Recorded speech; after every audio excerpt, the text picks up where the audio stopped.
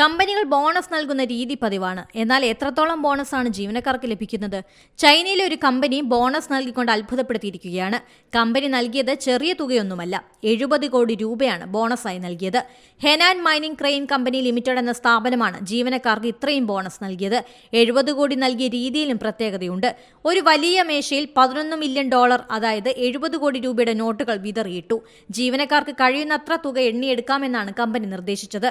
ഇതിന്റെ video social മീഡിയയിൽ വൈറലായത്. നീളമുള്ള മേശയ്ക്ക് ഇരുവശത്ത് നിന്ന് പണം എണ്ണുന്ന ജീവനക്കാരെയും വീഡിയോയിൽ കാണാം. ഒരു ഉദ്യോഗസ്ഥൻ നിർദ്ദേശം നൽകുന്നതോടെ ജീവനക്കാർ പണം എണ്ണി തുടങ്ങി. 15 മിനിറ്റ് കൊണ്ട് ഓരോരുത്തർക്കും എണ്ണിയെടുക്കാൻ കഴിയുന്നത് എത്രയാണോ അതാണ് അവർക്ക് കിട്ടുന്ന ബോണസ്. ഒരു ജീവനക്കാരന് 1 ലക്ഷം യുവാൻ, അതായത് 12 ലക്ഷം രൂപ എണ്ണിയെടുക്കാൻ കഴിഞ്ഞെന്നും റിപ്പോർട്ടുണ്ട്. വീഡിയോയ്ക്ക് പിന്നിലെ സത്യാവസ്ഥ പുറത്തു വന്നിട്ടില്ല. വീഡിയോയ്ക്ക് വിവിധ തരത്തിലുള്ള പ്രതികരണങ്ങളാണ് ലഭിക്കുന്നത്.